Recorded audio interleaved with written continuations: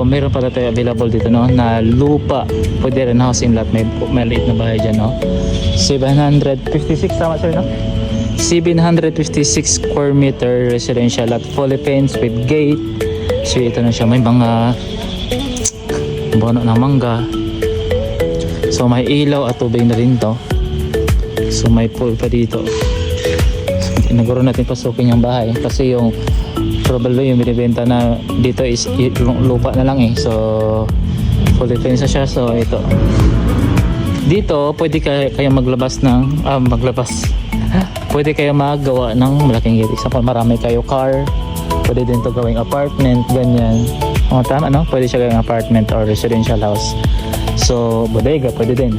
So dito yung likod nito is ano na yan siya, road na yan siya, paputang bara, basta sa ano to siya, malapit sa Belisario subdivision at Valley subdivision. So ito road na yan siya, papunta doon yan. Kasi dito wala pa nagawa yung owner ng road yan. May yung ginawa nila na ano dito eh, gumawa ng owner ng road, gumawa ng owner ng gate. So yung ano dito, meron silang gate dito, yan o, for the fence na yan o, ang tataas ng fence. So yung gate nila dito is ito na, maliit lang o. So ito yung sa labas na dito kami dumaan. So ngayon ito yung right of way, siguro nasa 4 meters to siya, para daan naman yung kotse dito, papunta yun, road na yun, yun o. Road na yun dyan. Second lot kasi ito siya eh, from Barangay Road. Malapit lang talaga ito sa Barangay Hall ng Divisoria. So yan o, road na yun dyan o. Kita nyo? Yan yung road na yun dyan. So dun sa kabila pwede mag ano, dito pwede kung may kotse kayo, dito na lang maglagay ng gate o bakbakin na lang yan. Bakbakin na lang ko siya. Tapos lagay ng pwede rin yung swing na gate or sliding gate, pwede din.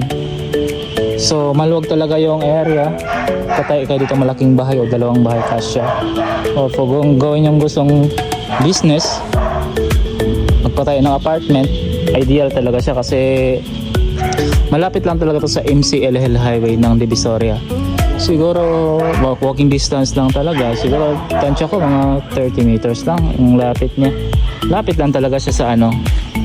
So kung interesado kayo sa property na to, no, ideal for business o may plano kayo dito gawin yung dito kayo magpatayo ng bahay, at least na luwag, 700 ang area, 700 square meter. Oo, 700 plus. So gawin nyo itong magpatayo din kayo dito ng apartment, no? Ideal talaga siya. So kasi doon sa Bali, may nakita ko doon, may gumawa din ng apartment doon eh. Sa unahan pa yun, no?